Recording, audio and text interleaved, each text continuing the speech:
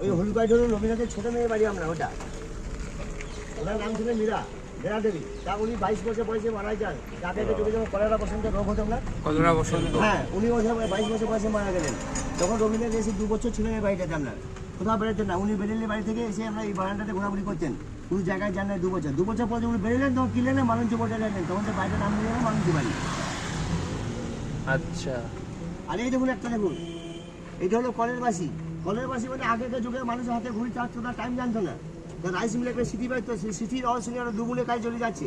যে বাইরে যে বাচ্চাটা ছিল ছুটি দিয়ে মায়ের আসল হয়ে কাঁদছে, হ্যাঁ এখানটা মা তাদেরকে পা বাড়ি চলে যাচ্ছে, ওরা মাসি ঘাড়ে ঘুরিয়ে গেছে, নিজের বাচ্চারা পাশে হয় নাই।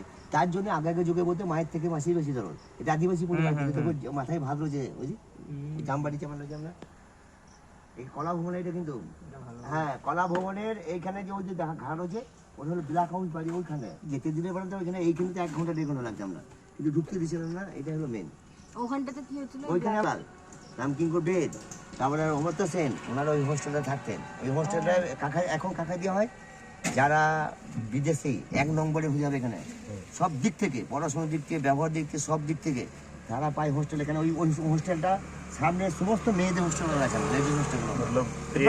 আর ওই আছে ওই যে সহজবার ছবিগুলো যেগুলো আছে ওগুলো দিয়ে আছে। তারপর 3 শালিক ঝড় করে রান্না করে ওটাও দিয়ে আছে। অমল দই বেলা দিয়ে আছে। আজ মঙ্গলবার জঙ্গল সাফ করার দিন, আজ মঙ্গলবার জঙ্গল সাফ করার দিন, হ্যাঁ সব ওইগুলো ওখানে আছে। আমরা বুঝতে পারলেন, ওইগুলোতে আছে। আমরা ভেতরে ঢুকলে পরে জিনিস ডাইনিংয়ে বুঝলে খুব ভালো লাগতো আর কি। আচ্ছা। এইটা হলো কলা ভবন। আমার তো সামনে যাই খোলা দিনে